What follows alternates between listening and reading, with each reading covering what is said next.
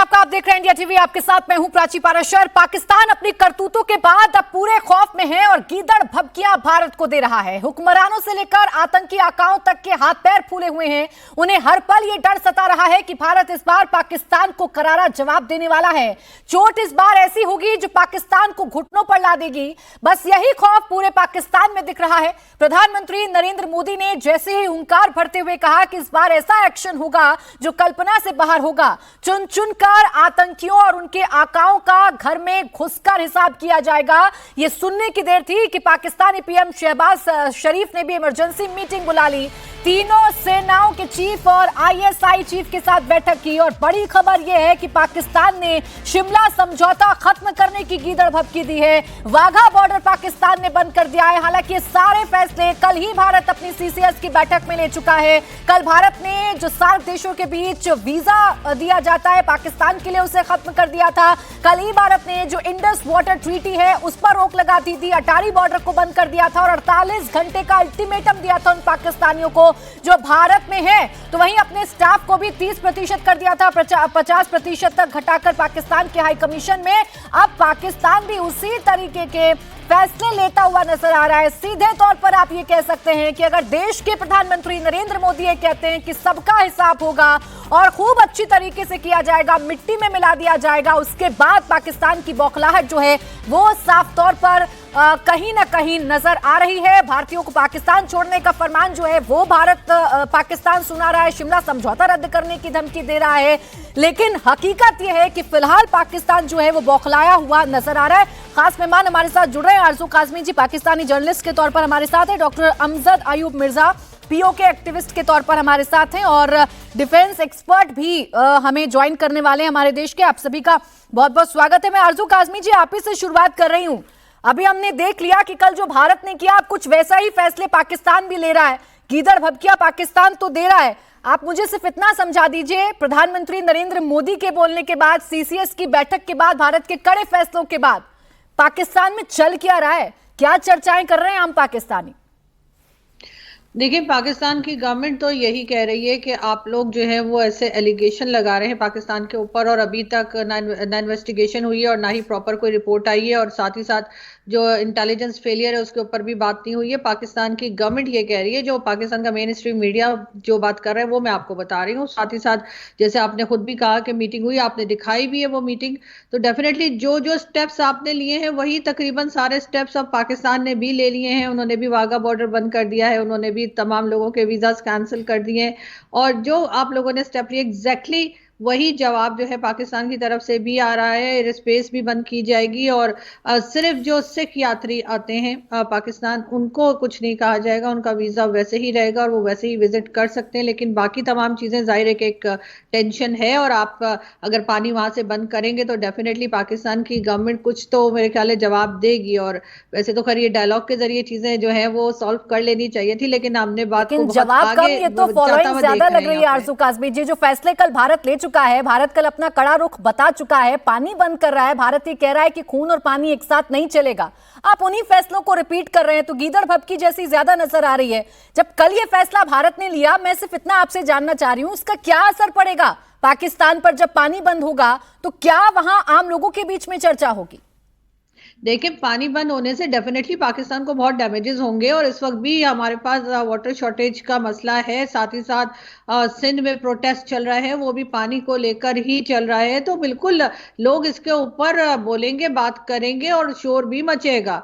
अब अगर ये कह लिया जाए कि जो हमेशा पहले होता रहा है कि जी भारत हमारा दुश्मन है और हम भारत की तरफ इशारा कर दिया जाता है, वो वाला चीज या वो वाला चूरन अब मेरे ख्याल है चलता हुआ दिखाई नहीं देगा।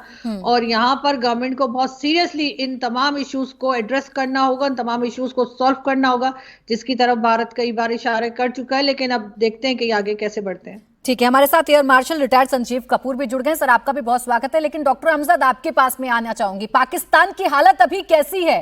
गीदड़ भभकियां तो दे रहा है लेकिन भारत खूब बता रहा है कि अगर आप खूनी खेल खेलेंगे तो आपको पानी भी भारत मुहैया नहीं करवाएगा। ऐसी हालत कर देगा कि आपको खुद कड़े फैसले जल्दबाजी में लेने पड़ेंगे।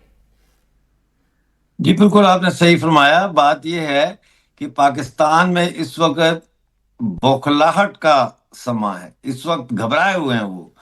और ये क्या, अच्छा बाकी चीजें तो रेसिप्रोकल कर दी उन्होंने। भाई वाघा बॉर्डर बंद जो कर, आप बंद कर क्या कर रहे हैं? वो तो ऑलरेडी बंद कर दिया हम लोगों ने, इंडिया ने बंद कर दिया।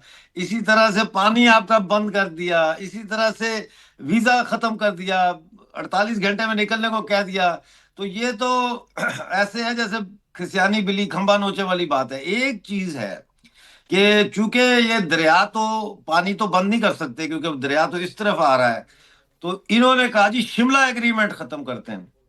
और भाई शिमला एग्रीमेंट खत्म करना है, मैं बोलता हूँ कल करना है, आज करो साला शिमला एग्रीमेंट को खत्म। जो 13,000 स्क्वायर किलोमीटर जमीन भारतीय सेना ने काबिज कब्जा किया था, फिर वो भी वापस करो, वो भी वापस करो। 13,000 स्क्वायर मीटर इंदिरा गांधी ने वापस किया था पाकिस्तान को, जो इंडियन फौज ने लिया था। और वो शिमला मुआहदे में लिखा हुआ है, मैंने पढ़ा है दोबारा आज उसको, कि क्या है उसके निटी ग्रिटी।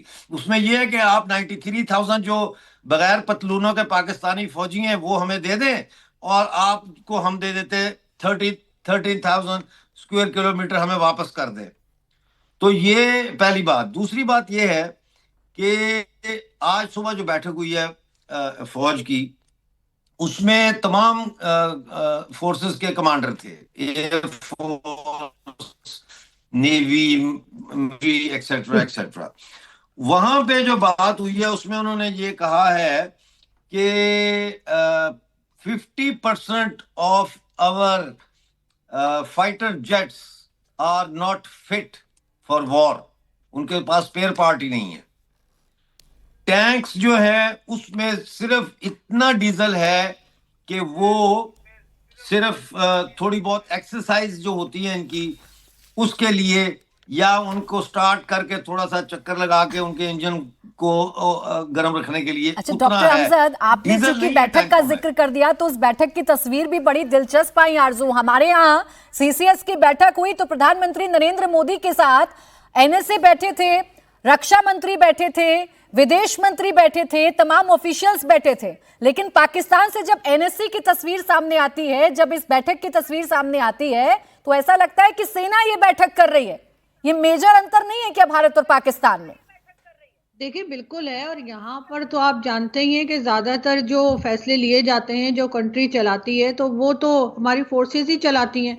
और बाकी चाहे वो इमरान खान हो, चाहे नवाज शरीफ हो, या कोई भी हो, तो उनका इतना ज्यादा रोल नहीं होता। लेकिन डेफिनेटली अगर भारत ने जो स्टेप्स लिए हैं तो पाकिस्तान जवाब में उसी तरह के स्टेप्स लेगा ना। वो एकदम साइड पर तो नहीं हो सकता कि ठीक है आपने वाघा बॉर्डर बंद कर दिया, आप जो है वो वाटर ट्रीटी को कैंसिल कर रहे हैं, उस पर चुप्पी तो नहीं साधी जा सकती ना। उस पर पाकिस्तान डेफिनेटली जवाब तो देगा और देना भी चाहिए। यहाँ पर जो लोग रहते हैं, 26 करोड़ की यहाँ पर आबादी है, पॉपुलेशन है, उसके अगर ये रखवाले बने हैं तो इनकी ये ड्यूटी है कि ये जो भी प्रॉब्लम चल रही है भारत के साथ उसको ये सॉल्व करें। और मेरे ख्याल है उसी तरफ ये जा रहे हैं। अब देखिए सॉल्व होने जैसा तो कुछ नजर नहीं आता, क्योंकि प्रधानमंत्री नरेंद्र मोदी ने कह दिया है कि अब हिसाब तो होगा, और ऐसा हिसाब होगा कि इससे पहले ऐसा हिसाब नहीं हुआ होगा तमाम जितने भी आतंकवादी जिन्होंने ये हिमाकत की है। अब संजीव कपूर सर, क्या पाकिस्तान इस हालत में है कि वो कोई भी फैसला लेकर भारत पे दबाव बनाने की कोशिश कर सकता है? वहां तो खुद खाने के लाले पड़े हैं, और ऐसे में पानी भी बंद कर रहा है भारत। तो अब जो नेचर है उसका, जो पानी का रुख है, वो इंडिया की साइड से, इंडिया के नॉर्थ ईस्ट से पाकिस्तान के साउथ वेस्ट की तरफ जा रहा है पानी। इट मीन्स ग्वादर की तरफ, सिंध की तरफ उस पानी का नेचुरल बहाव है। तो इन्होंने क्या किया है कि सारी जो ऊपर की 3 नदियां हैं उस पे डैम्स और कैनाल बना के पूरे पंजाब में इरिगेशन, और उसके लिए अब अगर भारत इस पानी का रुख मोड़ता है तो जो पंजाब सूबा है पाकिस्तान का, उसमें पानी की बेतहाशा कमी होगी। और जैसा कि हमारे अदर पैनलिस्ट कह रहे हैं, सिंध में वैसे ही पानी की कमी है। तो ये कहीं ना कहीं इनकी डे टू डे एक्टिविटी में बहुत ज्यादा असर करेगी। और ये आज तक जितनी भी जंगें हुई हैं, हर जंग के बाद ये निर्णय लिया गया था कि पानी बंद किया जाए, इंडस वाटर ट्रीटी को बर्खास्त किया जाए। यानी अभी डायलॉग के जरिए ही भारत के सामने खड़ा होने की कोशिश पाकिस्तान कर रहा है, लेकिन देश में कुछ है नहीं। डॉक्टर अहमद साहब, देश में कुछ है नहीं अमजद साहब, देश में कुछ है नहीं, लेकिन बताने की कोशिश बहुत कुछ की जा रही है। पानी हम बंद कर रहे हैं तो वो शहबाज शरीफ कह रहे हैं हमारे लिए वॉर जैसा है, जैसे अपने देश में बहुत कुछ है उनके पास। उनके पास तो चुल्लू भर पानी नहीं है जिसमें वो डूब के मर जाएं। जिस तरह का देश चला रहे हैं वो, और जिस तरह की भाषाएं इस्तेमाल हो रही हैं, मैं आपको थोड़ा सा आपकी तवज्जो जो है वो पाकिस्तानी ऑक्युपाइड जम्मू कश्मीर की तरफ दिलवाना चाहता हूं। अब जो हम बात मैं समझ रहा हूँ मिसिंग है इस वक्त हमारे सारे मीडिया में, वो ये है कि पाकिस्तानी ऑक्युपाइड जम्मू कश्मीर का जो प्राइम मिनिस्टर है चौधरी अनवारुल हक, उसने 2 महीने पहले मुजफ्फराबाद में तमाम जहादियों को इकट्ठा करके तो एक जलसा किया था, एक पब्लिक मीटिंग की थी, और उसमें उन्होंने कहा था कि हम जो है वो सरकारी सतह पे, यानी कि गवर्नमेंट की सतह पर, गवर्नमेंट लेवल पर हम जहाद को और जहादी ऑर्गेनाइजेशंस को फैसिलिटेट करेंगे। और उन्होंने कहा था कि हम ये कश्मीर का जो जहाद है इसको दोबारा से रिवाइव करेंगे। और उसके बाद पूरे पीओजेके में अचानक जहादी जो है वो बंदूकें यहाँ लगा के कंधों पे तो वो फिरते हुए नजर आ रहे थे मुजफ्फराबाद, कोटली, भेंबर वगैरह में और मीरपुर में। तो एक तो ये है कि ये वॉर क्राइम है और ये peace and tranquility of the region को डिस्टर्ब करने के लिए ये एक उसने एफर्ट की है, इसको ये वॉर क्राइम में आता है। और इसी तरह से वो मुसलसल फैसिलिटेट कर रहे हैं जहाद को वहां पे।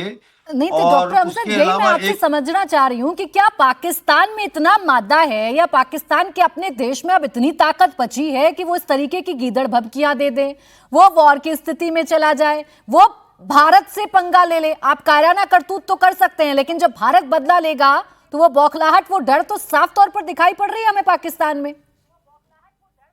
जी बिल्कुल सही कह रही हैं आप। आरजू काजमी जी कहती हैं कि डायलॉग होना चाहिए, डायलॉग के जरिए इसको हल करें।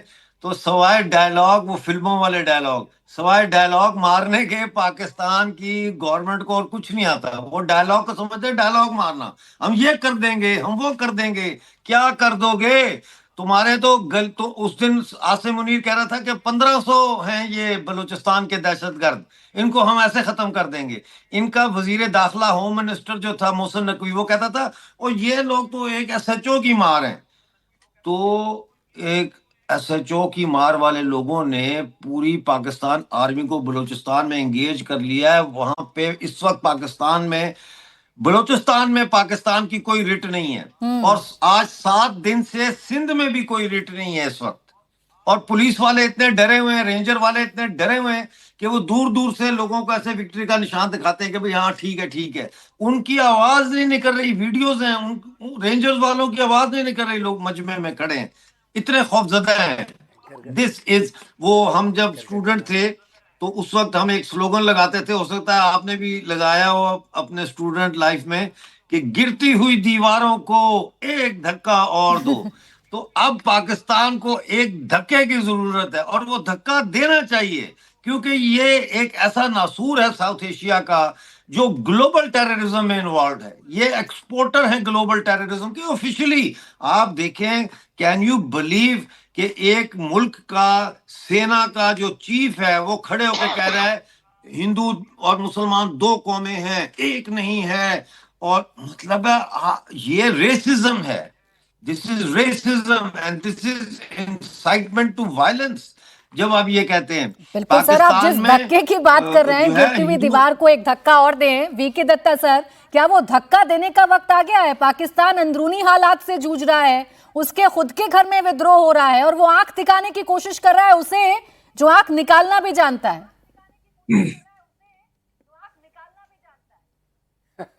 देखिए प्राची, ऐसा है, पाकिस्तान की जो हालत हो रखी है आज के दिन में, पाकिस्तान की फौज को ये समझ नहीं आ रहा कि वो नॉर्थ में जाए, ईस्ट में जाए, कि अभी वेस्ट में जाए। अभी बलूच लिबरेशन आर्मी लगातार इनके ऊपर हमले करते चली आ रही थी। खैबर पख्तूनख्वा में टीटीपी वाले इनको लगातार मार रहे हैं। वहाँ पे सिंध के अंदर अनरेस्ट चालू हो चुका है। पीओके में वहाँ भी अनरेस्ट है, लोग वहाँ पे दुखी हैं, खाने पीने को नहीं है, तरक्की नहीं है, खुशहाली नहीं है, बिजली के दाम इतने बढ़ गए हैं, खाने पीने को नहीं है। पाकिस्तान कटोरा लेके दुनिया में घूम रहा है। और उसके बाद में बहुत सारी हमारी पहले भी चर्चा होती थी इनके साथ कि अभी आप देखिए, आप अपना बलूचिस्तान संभाले, आप अपना खैबर पख्तूनख्वा संभाले, और जो पाकिस्तानी फ़ौज है उसको अपनी बैरक में ले जाएं। आप पाकिस्तान की आवाम को इनको बताना चाहिए कि पाकिस्तान के मैनेजमेंट के अंदर पाकिस्तानी फौज का कोई हस्तक्षेप नहीं होना चाहिए। पाकिस्तान की फौज जो है कठपुतली सरकार बना के पीछे से हुकूमत में है, इतने सालों से ये लगातार वही करते चले आ रहे हैं। कोई भी इनका प्रधानमंत्री पूरी अपनी टर्म पूरी नहीं कर सकता है, और जो इलेक्टेड इनका प्रधानमंत्री था उसको इन्होंने जेल में डाल रखा है और एक नकली प्रधानमंत्री बना के बिठा रखा है। तो ये फौज जो लगातार पाकिस्तानी अवाम का खून चूस रही है, हिंदुस्तान का डर दिखा के ये पावर में रहना चाहते थे। सर, आप जब ये बात कर रहे हैं ना, तो सबसे ज्यादा मुस्कुराहट आरजू कासमी जी के चेहरे पर आ रही है। आप जब पाकिस्तान की व्याख्या कर रहे हैं तो सबसे ज्यादा आरजू कासमी जी मुस्कुरा रही है। इस मुस्कुराहट के पीछे की वजह क्या है आरजू जी?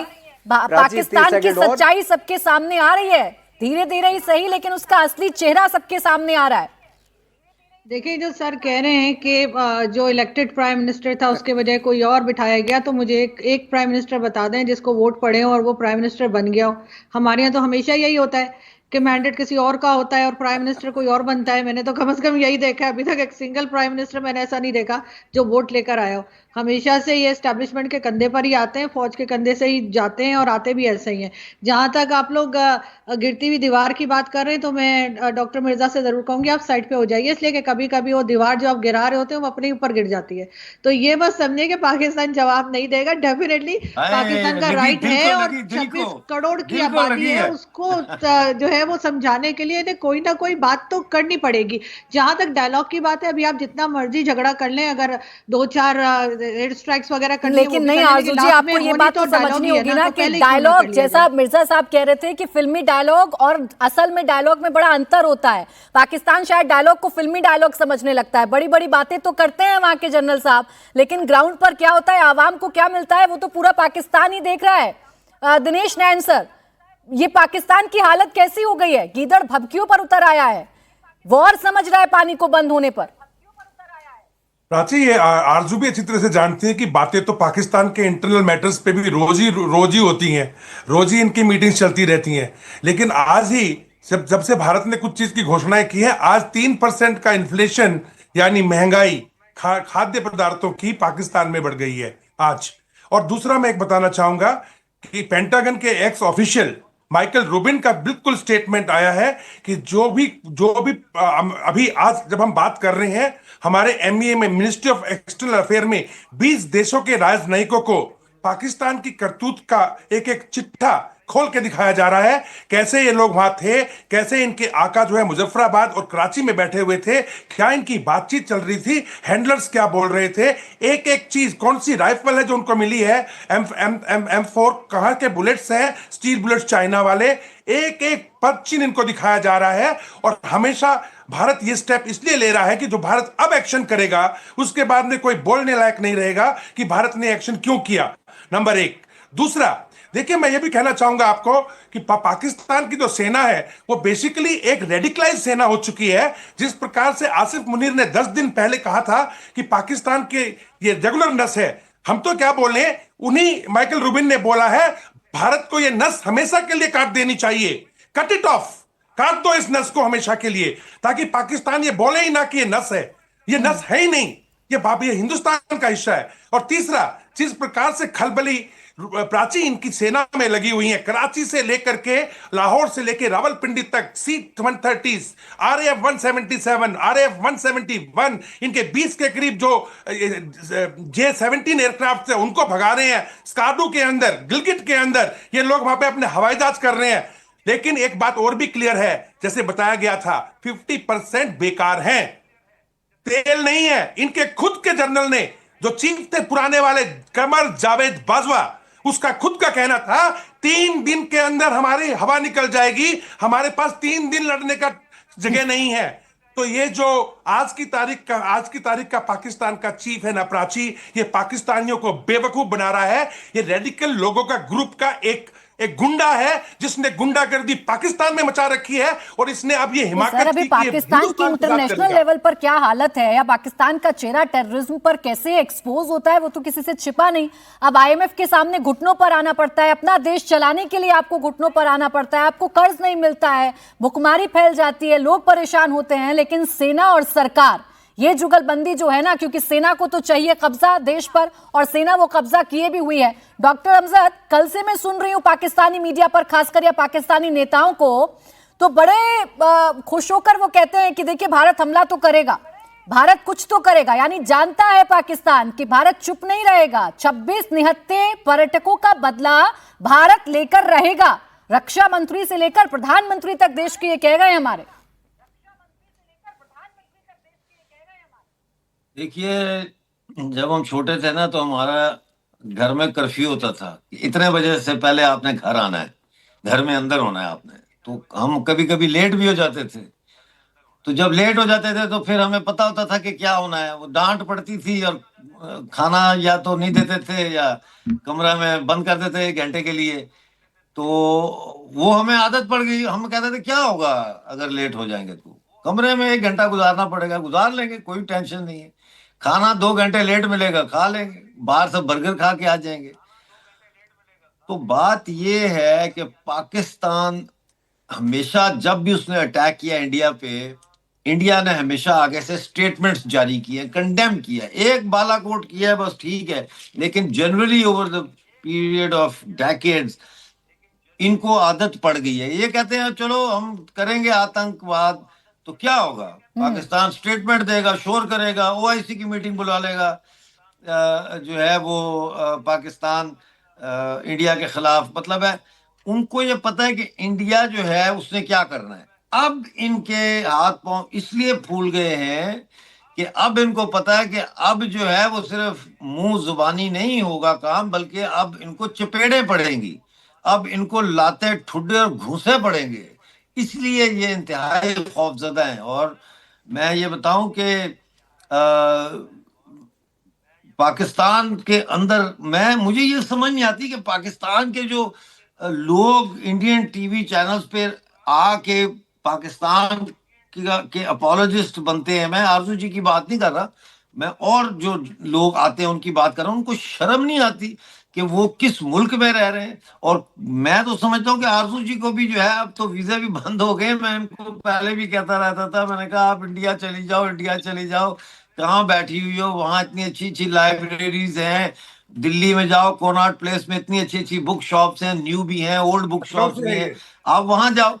तो Pakistan is a dead country. और जब एक जिस्म मर जाता है, एक शरीर मर जाता है, उसका अंतिम संस्कार अगर ना किया जाए या उसको जलाया जाए या जमीन में डाला जाए, दफन किया जाए, तो फिर उसमें से बदबू आती है, उसमें कीड़े पड़ जाते हैं। ये जहादी, ये मदरसे, ये कीड़े हैं पाकिस्तान के उस बदन में जो मर चुका है। बदन 1971 में ये बदन मर गया था, पाकिस्तान खत्म हो गया था। अब आप इसको अगर नॉर्थ इंडिया को पाकिस्तान जितना मर्जी कहते रहे, ये पाकिस्तान नहीं था, पाकिस्तान बंगाल था। मशरकी पाकिस्तान असल पाकिस्तान था, जो आबादी के लिहाज से भी बड़ा था और जीडीपी के लिहाज से भी वेस्ट पाकिस्तान से ज्यादा पैसे कमाता था। वो चला गया, खत्म हो गया। अब इस शरीर को, इसको खत्म करना, इसको या जलाओ या दफनाओ। अब देखिए वो वक्त तो आ गया है, कड़े कदम तो भारत उठा रहा है। वो ट्रीटी, इंडस वाटर ट्रीटी, जिसे कभी भारत ने कैंसिल नहीं किया, जिस पर कभी भारत ने आंच नहीं आने दी, इतने बड़े बड़े युद्ध हो गए, बड़े बड़े हमले हो गए, लेकिन इस बार भारत ने कह दिया है बस, अगर आप खून बहाएंगे तो आपको पानी नहीं मिलेगा। ये भारत ने साफ कर दिया है। अब आरजू काजमी जी, तैयार हैं, जिन लोगों के नाम सामने आ रहे हैं, हम लोग भी तैयार बैठे। बिल्कुल सर, जिन लोगों के नाम सामने आ रहे हैं और लगातार पाकिस्तान पल्ला झाड़ता है कि उसके घर में आतंकवाद है या नहीं, सैफुल्ला रहमानी, उसकी बहुत सारी तस्वीरें कहेंगी तो मैं दिखवा दूंगी, उसके बहुत सारे बयान कहेंगी तो मैं सुनवा दूंगी। क्या ऐसे लोगों को पाकिस्तान में छिपाकर रखना और बार बार डिनाइल मोड में रखना, यही बर्बादी का कारण बन रहा है? देखिए इस वक्त तो सबसे पहले तो मैं ये बता दूं आपको कि जो वाइस प्राइम मिनिस्टर हैं यानी इसहाक डार साहब, उनका यही कहना है कि जो हमेशा ही पाकिस्तान कहता है कि जी आप सबूत दीजिए, पाकिस्तान उस पर कार्रवाई करेगा। बिल्कुल। और जो आपने सवाल किया, ऐसे लोगों को पनाह देना या ऐसे लोगों का साथ देना बिल्कुल पाकिस्तान को नहीं चाहिए, चाहे वो हाफिज सईद हो, चाहे मसूद अजहर और दूसरे जितने यहाँ पर रहते हैं, उनको डेफिनेटली पाकिस्तान को सपोर्ट नहीं करना चाहिए। लेकिन बात सारी फिर वही आ जाती है कि एक बड़ी खबर इस वक्त आपको बता देते हैं, पाकिस्तानी रेंजर्स ने बीएसएफ जवान को पकड़ा, गलती से बॉर्डर क्रॉस कर गया था बीएसएफ जवान। ये बड़ी खबर, पाकिस्तान रेंजर्स के साथ बीएसएफ की फ्लैग मीटिंग चल रही है, बीएसएफ जवान को वापस लाने की कोशिश की जा रही है। तो किस कदर टेंशन बढ़ चुकी है बॉर्डर्स पर अंदाजा लगाया जा सकता है। पाकिस्तानी रेंजर्स ने बीएसएफ जवान को पकड़ लिया है, वो गलती से बॉर्डर क्रॉस कर गया था बीएसएफ जवान। फिलहाल जो है वो फ्लैग मीटिंग चल रही है पाकिस्तानी रेंजर्स के साथ और बीएसएफ के जवान को वापस लाने की कोशिशें चल रही हैं। एक तरफ भारत पूरी तैयारी कर रहा है कि जैसे तैसे हिंदुस्तान जो है वो पाकिस्तान का मुकाबला करे, वो पाकिस्तान को से बदला ले, आतंकी हमले का बदला ले और नेस्ता नाबूद किया जाए उन आतंकियों को जो पाकिस्तान में बैठे हुए हैं। तो दूसरी तरफ अब बॉर्डर्स पर जो टेंशन है वो लगातार बढ़ रही है, आतंकियों का खात्मा भारत कर रहा है। तो पाकिस्तानी रेंजर्स ने बीएसएफ के एक जवान को पकड़ा है, गलती से बॉर्डर क्रॉस कर गया था बीएसएफ का जवान। फ्लैग मीटिंग चल रही है और बीएसएफ जवान को वापस लाने की कोशिशें की जा रही हैं। तो टेंशन किस कदर बढ़ गई है इसका अंदाजा लगाया जा सकता है। संजीव कपूर जी, ये टेंशन तो इसी तरफ इशारा कर रही है ना कि कुछ बहुत बड़ा होने जा रहा है और कोई फैसला तो भारत लेगा या कोई कड़ा कदम तो उठाएगा। ये हर तरफ से अभी इनको घेरा जाएगा। It could be economic, it could be diplomatic, it could be military, it could be इनकी जितनी आवाजावी है सोर्स ऑफ इनकम, उस पर टारगेट किया जाएगा पाकिस्तान के। तो ब्लॉकेड्स वगैरह लगाए जाएंगे, तो हर तरफ से चोक किया जाएगा और उसके बाद हमारी टर्म्स एंड कंडीशंस पे, हमारे समय पे जो एक्शन सरकार चाहेगी वो लिया जाएगा, ये मेरा मानना है। ठीक है आरजू जी, मैं अपनी बात को फिर से सैफुल्लाह पर लेकर आ रही हूँ। बीच में बड़ी खबर आ गई थी, सैफुल्लाह के बारे में आप बता भी रही थी, लेकिन अभी जितने लोगों से बात कीजिए जो पाकिस्तान के बयान सामने आ रहे हैं वो तो अभी भी डिनाइल मोड में है ना। वो जिहादी मानसिकता के लोग जो आपकी पाकिस्तानी आर्मी को जाकर मोटिवेशनल स्पीच देते हैं, उसकी वजह से आपकी आम आवाम परेशानी में आती है ना जब भारत कदम उठाता है। तो देखिए बिल्कुल ये चीज़ तो डेफिनेटली हम लोग कई बार बात कर चुके हैं कि पाकिस्तान को ये चीज़ कंट्रोल करनी चाहिए और करनी होगी, क्योंकि पहले तो आप जानते हैं कि चाहे वो जनरल परवेज मुशर्रफ हों या कोई उनके, आप वीडियोस भी देख सकते हैं, उनकी बुक में भी उन्होंने लिखा है कि जी हमने जिहादी बनाए थे कश्मीर के लिए, हमने जिहादी बनाए थे फ़लस्तीन के लिए। लेकिन अब वो टाइम नहीं रहा और अब जाहिर है कि वो हमारे अपने सर पे पड़ना शुरू हो गए, चाहे वो टीटीपी की शक्ल में हो या बीएलए की शक्ल में हो। तो अब डेफिनेटली इनको काम करना चाहिए और इन लोगों को रोकना होगा। और लेकिन प्रॉब्लम ये है कि जो ग्रुप थे उस ग्रुप में से कई और ग्रुप निकल आए हैं और इनको शायद कंट्रोल करना मुश्किल हो रहा है। लेकिन बहुत से लोग अभी भी इस चीज को सपोर्ट करते हैं। एक रीजन ये भी है पाकिस्तान में कि जो अभी इस वक्त आप लोगों ने किया, यानी भारत की तरफ से जो कुछ किया गया है और उसके बाद तमाम अटेंशन डाइवर्ट होकर भारत की तरफ चली गई है। अभी ना कोई बलूचिस्तान की बात कर रहा है, ना कोई सिंध की बात कर रहा है, ना केपीके की बात कर रहा है। शायद पाकिस्तान की गवर्नमेंट और लोग जो मुल्क चलाते हैं शायद वो यही चाह भी रहे थे, इसलिए कि तंग आ गए थे बार बार लोगों से सुन सुन के बलूचिस्तान की बात, सिंध के लिए बात कर रहे थे लोग, केपीके की बात कर रहे थे। तो अभी तमाम लोग जो हैं वो सिर्फ ये बात करेंगे जो हमें बचपन से बताया जाता है कि भारत हमारा दुश्मन है और वो हमें खा जाएगा। अब उसके लिए पानी तो आपने पहले ही बंद कर दिया है, तो उनका काम आपने आसान कर दिया है कि अब ये नैरेटिव लेके चला जाएगा। ना कोई इमरान खान को पूछेगा, ना कोई बलूचिस्तान की बात करेगा, ना कोई ये कहेगा डॉक्टर मारंग बलोच को बाहर निकालो, बल्कि सबके सब सिर्फ और सिर्फ इस वक्त भारत की तरफ देखेंगे। और जो थोड़े बहुत बोलते हैं उन्हें भी चुप करा दिया जाएगा कि ये देखो तुम्हें बलूचिस्तान की पड़ी है और यहाँ देखो भारत क्या कर रहा है। तो कहीं ना कहीं इसका फायदा उन लोगों को होगा पाकिस्तान में जो कि बाकी चीजें पाकिस्तान में ठीक करना नहीं चाह रहे थे। लेकिन बार बार सवाल तो पूछा जाएगा ना आरजू जी, सैफुल्लाह के बारे में पूछा जाएगा, हाफिज सईद के बारे में पूछा जाएगा, तहव्वुर राना अभी भारत प्रत्यर्पित करके लेकर आया है, हालांकि पल्ला हमेशा की तरह पाकिस्तान ने उससे भी झाड़ लिया है। तो पूछा तो जाएगा पाकिस्तान से और हिसाब भी किया जाएगा। वो तो भारत पूछ सकता है ना, पाकिस्तान के अंदर बैठे हुए लोग कैसे पूछेंगे? आप खुद बताइए, यहाँ पे जिस तरह से मीडिया को कंट्रोल किया जाता है सभी को मालूम है। तो यहाँ तो लोग फिर भी बात करते हैं। मैं तो फिर भी अप्रिशिएट करती हूँ पाकिस्तान के जर्नलिस्ट और एक्टिविस्ट को कि इतनी पाबंदियों के बावजूद हम लोग बात करते हैं। आज पाकिस्तान का जो एक्स का अकाउंट है वो भारत ने बंद कर दिया और उसमें तो कोई ऐसी खास बात आती नहीं। हम लोगों ने तो खुद 2 साल से नहीं देखा। यहाँ पर तो सोशल मीडिया इन्होंने डाउन कर रखा है और अपने गवर्नमेंट के जो अकाउंट्स हैं वो चल रहे हैं। तो मुझे तो नहीं पता कि आप लोगों ने उसको क्यों ब्लॉक किया, इसलिए कि उसमें तो कोई खास बात होती नहीं है। यहाँ पे बैठे हुए पाकिस्तानी तक उस अकाउंट को नहीं देखते। लेकिन बात सारी ये है कि कहीं ना कहीं इस चीज का फायदा जो है वो बहरहाल पाकिस्तान को होगा। और जहां तक आप लोगों ने पानी रोकने की बात की है, तो आगे जो मानसून आ रही है उसके लिए कहा यह गया है इस साल हमें कि जी बारिशें ज्यादा होंगी, मई जून जुलाई में जो बारिशें होंगी। उसके बाद जाहिर है कि आपके यहाँ जब पानी बढ़ेगा तो वो तो हर साल आपकी वजह से फ्लड आता है पाकिस्तान में। और जब फ्लड आता है तो हम कह देते जी ये तो भारत ने पानी छोड़ दिया, तो इतना हमारे इतने गांव बह गए और हमारे ये हो गया। तो ये सब चीजें जो हैं वो आगे मेरा ख्याल है कि भारत जो करना सर पे आकर खड़ी हो गई है आरजू काज़मी जी, और पाकिस्तान इसमें भी अगर अवसर ढूंढ रहा है तो फिर क्या ही कहा जाए इस देश के लिए। अगर वो अभी भी आई वॉश करना चाहता है अपने आवाम के लिए तो क्या कहा जाए इस देश के लिए, क्योंकि भारत तो अब छोड़ने वाला है नहीं।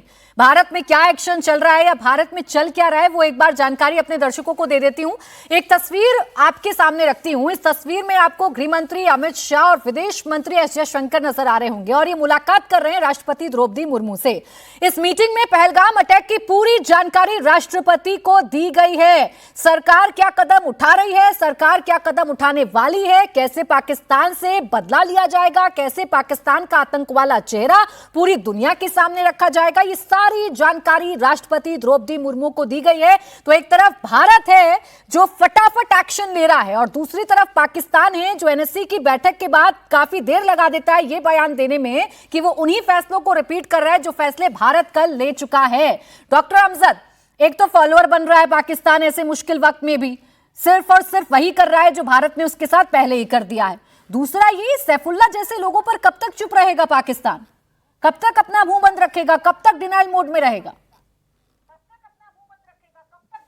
भाई अपने एसेट हैं उनके, उनकी मर्जी है, वो जब तक खामोश रहे। लेकिन मैं एक आरजू काज़मी जी ने बात की है, मैं उसके ऊपर थोड़ी बात करना चाहता हूँ। आरजू काज़मी ने बहुत ही महत्वपूर्ण बात की है। उन्होंने कहा कि अब कोई महारंग बलोच की, बलोचिस्तान की, सिंध की, इंसानी हकूक की, एक उनका मतलब था, कोई बात नहीं कर रहा। सबकी तवज्जो जो है वो अब पहलगाम पे और इस चीज पे लगी हुई है कि इंडिया हमला कब करता है, इंडिया हमला कब करता है, और लोग उन चीजों को भूल गए। तो इससे तो और ज्यादा ये बात साबित हो जाती है कि ये हमला पाकिस्तान ने खुद करवाया है। उसका मकसद जो है वो ये है कि जो इंटरनल डिसयूनिटी हो गई है, जो सूबे आपस में मरकज के साथ नहीं चल रहे, सेंटर से दूर हो गए हैं, उनको ये इस्लाम के चूरन के और ग्लू के साथ और रिलीजियस नेशनलिज्म का फर्वर पैदा करके तो उस टूटते हुए पाकिस्तान को इकट्ठा करना और असल मसाइल से तवज्जो हटाने के लिए ये हमला करवाया गया। डॉक्टर अमजद, कमाल की बात तो ये है कि अपने घर में न जाने कितने मुंह खुले हुए हैं, ये पाकिस्तान को नजर नहीं आता। और अपनी कायराना करतूत पर वहां के मंत्री ये कहते हैं कि ये भारत में शायद कोई बगावत हो रही है और इल्जाम पाकिस्तान को दिया जा रहा है। पाकिस्तान को नहीं दिख रहा उसके अपने घर में क्या चल रहा है? नहीं, हमने तो कभी आज तक भारत का इतिहास उठा के देख लें, कहीं कोई साबित हुआ है या कहीं कोई र्यूमर सुनी है आपने कि भारत जो है उसने कहीं किसी कंट्री में एक बड़ी खबर इस वक्त बता देती हूँ। दिल्ली में विदेश मंत्रालय की एक अहम बैठक हुई है। कई देशों के राजनयिक विदेश मंत्रालय पहुंचे थे। ये बड़ी खबर आपको बता रहे हैं। राजनयिकों को पहलगाम हमले की जानकारी दी गई है। आज बिहार की धरती से प्रधानमंत्री नरेंद्र मोदी ने पूरी दुनिया को संदेश दिया था और ये बताया था कि हम आतंकवाद को जड़ से खत्म कर देंगे। भारत को छेड़ने की कोशिश की है तो हम उस देश को छोड़ेंगे नहीं जिन्होंने 26 निहत्थे पर्यटकों की जान ली है। और ये भी महत्वपूर्ण अपडेट है कि कई देशों के राजनयिक विदेश मंत्रालय पहुंचे थे, उन्हें भी पहलगाम हमले की जानकारी दी गई है। तो पूरी दुनिया इस वक्त भारत के साथ है और अलग थलग पड़ा हुआ है वो पाकिस्तान जो अपने आतंक का चेहरा डिनाइल मोड में छिपाने की कोशिश करता है, उस पर पर्दा डालने की कोशिश करता है, लेकिन गाहे बगाहे उसके जो असल मंसूबे हैं वो सामने आ जाते हैं और पाकिस्तान कुछ करने की हालत में नहीं रहता। आप ये समझिए कि कुछ बड़ा एक्शन होगा भारत कुछ बड़ा एक्शन लेगा, डिप्लोमेटिक एक्शन तो ले लिया गया है, लेकिन भारत आगे क्या करेगा पूरी दुनिया की इस पर नजर है। और प्रधानमंत्री नरेंद्र मोदी अपने बयानों के जरिए बता देते हैं। कई देशों के राजनयिक आज विदेश मंत्रालय पहुंचे, ये महत्वपूर्ण हो रहा है। वीके दत्ता सर, भारत में तो जितनी हलचल होनी चाहिए वो सारी हो रही है, किसी भी वक्त कुछ भी हो सकता है, पूरा देश ये जानता है और पूरा देश ये मानता भी है। बयान भी इसी तरीके के हैं और बैठकें भी ऐसी हो रही हैं सर। बिल्कुल, देखिए ऐसा है कि भारत ने जो अभी अपना एक दृढ़ निश्चय किया है वो इस इशू को, जो कि पाकिस्तान लगातार टेररिज्म करता चला जा रहा है और बोलता है साहब ये तो नॉन स्टेट एक्टर हैं, ये सारे स्टेट एक्टर हैं। जो अभी कर्नल लैंड ने जिक्र किया था वो अमेरिकन सेनेटर ने बोला है Asif Munir Osama bin Laden है और उसका वही असर होना चाहिए जैसा ओसामा बिन लादेन का किया गया। वो आदमी जो मजहब के नाम पे लोगों को उकसाने की कोशिश कर रहा है, उस आपको मालूम होना चाहिए उसका बैकग्राउंड क्या है। वो जलंधर में रहने वाली एक मुसलमान फैमिली थी जो पार्टीशन के दौरान में पाकिस्तान चली गई, एक मुहाजिर है वो, और उनके जो फादर थे वो एक इमाम थे। और ये लगातार जो जिहादी एजुकेशन लेके या अभी चीफ बन गया है, इसके दिमाग से वो निकला नहीं है। तो उनका अमेरिकन का तो कहना यह है कि इसके ऊपर आप ड्रोन स्ट्राइक करिए, जैसे कि ईरान के वो कासिम सुलेमानी को अमेरिका ने डाउन किया था, इसको डाउन कर दीजिए। ये ओसामा बिन लादेन है, अमेरिकन स्टेटमेंट की बात कर रहा हूं मैं आपको। अभी जहां तक भारत का सवाल है, भारत ने अपना काम चालू कर दिया है और भारत ने पहले ही पाकिस्तान को बोला भैया उग्रवाद, टेररिज्म और बातचीत इकट्ठी नहीं हो सकती। आप टेररिज्म बंद करिए, हम आपसे बात करेंगे। आपको वो मंजूर नहीं है, आप समझते हैं कि आप टेररिज्म करके अपनी दुकान चलाते रहेंगे और भारत को आप तंग करते रहेंगे, ये नहीं होने वाला। भारत तरक्की करता जा रहा है, तरक्की करता रहेगा। पाकिस्तान एक भिखारी मुल्क बन गया है, कटोरा लेके घूम रहा है। पाकिस्तान की अवाम त्राहीमान है। ये जो दहशतगर्दी है उसके पीछे वर्दी है, ये पाकिस्तान की अवाम बोल रही है। पाकिस्तान की अवाम को अपनी आंखें खोलनी चाहिए, उनको पता होना चाहिए उनका असली दुश्मन कौन है। भारत उनका दुश्मन नहीं है, वो पाकिस्तान की फौज, पाकिस्तान की अवाम की दुश्मन है। आरजू काजमी जानती है इसके बारे में। पाकिस्तान की फौज पाकिस्तान की अवाम की दुश्मन है। अब इसका जवाब और अगर पाकिस्तान की अवाम चाहे तो इनको अपनी बैरक में वापस भेज सकती है। असली दुश्मन कौन है? को क्यों मुश्किल वर्दी में बैठे हुए वो लोग जो उकसाते हैं, जिहादी मानसिकता दिखाते हैं, या जो एनएससी की बैठक में भी उन्हीं का कब्जा नजर आता है? देखिए उसमें तो तमाम ही लोग होंगे, चाहे वो पॉलिटिशियंस हों, चाहे वो टेक्नोक्रेट हों, ब्यूरोक्रेट्स हों, और जाहिर है कि एजेंसीज और आर्मी सभी इन्वॉल्व हैं पाकिस्तान का ये हाल करने में। और ये तमाम ही रिस्पॉन्सिबल हैं कि जिस हाल में पाकिस्तान या पाकिस्तानी इस वक्त है और फेस कर रहे हैं, ये चीज़ तो इन्हें बहुत पहले कर लेनी चाहिए थी। जिस वक्त के मुंबई अटैक हुआ था और दूसरे कई अटैक्स जिस पे भारत ने बात की थी, तो उस वक्त ही अगर हमने ये हाफिज सईद और इस तरह के लोगों को हमने सजा दी होती, सच में जो कि हमने नहीं दी है। हाउस अरेस्ट करके रखा है हाफिज सईद को, जबकि सब जानते हैं कि इमरान खान जेल जा सकते हैं लेकिन हाफिज सईद जेल नहीं जा सकता। इससे आप अंदाजा लगा सकते हैं कि यहाँ पे क्या माइंड सेट है। और अगर कोई और आए पाकिस्तान से तो वो तो तारीफें शुरू कर देते हैं कि नहीं हाफिज सईद जो है टेररिस्ट नहीं है, चाहे बेशक उसको यूएन ने बोला हो। तो ये प्रॉब्लम्स तो हैं यहाँ पर। वॉर तो जरूर चिल्लाते हैं डॉक्टर अमजद, लेकिन अगर वॉर हो गया तो क्या पाकिस्तान इस हालत में है कि वो जवाब दे पाएगा? वो 1-2 दिन, 3-4 दिन टिक पाएगा भारत के सामने? बिल्कुल भी नहीं टिक पाएगा। देखिए जंग के लिए 3 चीजों की जरूरत होती है, पैसा, पैसा और पैसा। बगैर पैसे के जंग नहीं लड़ी जा सकती। पाकिस्तान एक कंगाल मुल्क है। मैं बता रहा हूँ, डीजल खरीदने के पैसे नहीं है टैंकों के लिए, हवाई जहाजों के स्पेयर पार्ट खरीदने के लिए इनके पास पैसे नहीं है। और उससे भी बड़ी बात देखें, कोई ये आके मुझे जवाब दे सकता है कि ओ जी ऐसी क्या बात है, वियतनामियों के पास कहाँ था असला, उन्होंने इतनी बड़ी अमेरिकन फौज को शिकस्त दे दी। भाई एक चीज होती है जज्बा और जनता की सपोर्ट जो फौज के मोराल को ऊपर रखती है। पाकिस्तान में जनता फौज को गालियां देती है।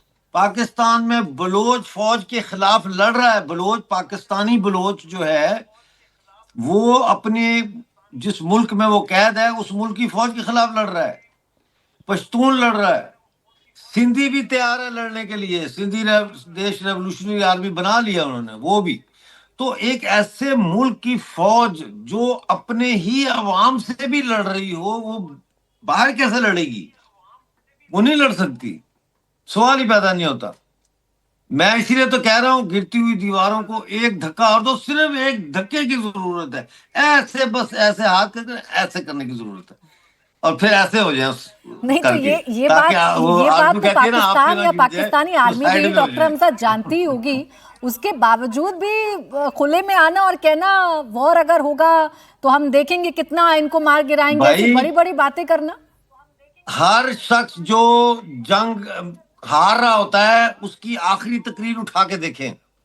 हिटलर की आखिरी तकरीर देख लें, सद्दाम हुसैन की आखिरी तकरीर देख लें, कदाफी की आखिरी तकरीर देख लें। जितने भी दुनिया के मुल्कों के हेड ऑफ स्टेट्स हैं या आर्मी के हेड हैं, उनकी शिकस्त के ऊपर दस्तखत करने से पहले की जो लास्ट स्पीच है वो आप देख लें, और आसिम मुनीर की स्पीच भी देख लें, जनरल नियाजी की स्पीच देख लें, या खान की स्पीच देख लें 1971 में सरेंडर से 2 दिन पहले की जी। और ये आसिम मुनीर की देख लें। ये एक शिकस्त खुर्दा जर्नैल की तकरीर है, एक ऐसे सिपा सालार की तकरीर है जिसको हर वक्त ये ओवर द शोल्डर देखना अब पड़ता वो है देश कि सर मेरा उठाने की बैटमैन कोशिश मुझे कर ना रहा है मार जिसके दे। पास अपनी आवाम को खिलाने के लिए कुछ नहीं है, पेट भरने के लिए कुछ नहीं है। वो देश आंख दिखाने की कोशिश कर रहा है, सामना भारत से होना, और हिंदुस्तान बदला लेना जानता है और बहुत जल्द ऐसे फैसले भारत में लिए जाएंगे। एक्शन भी जो है वो दिखाई देगा बॉर्डर्स पर। शुक्रिया आप सभी का हमारे साथ आज की चर्चा में जुड़ने के लिए।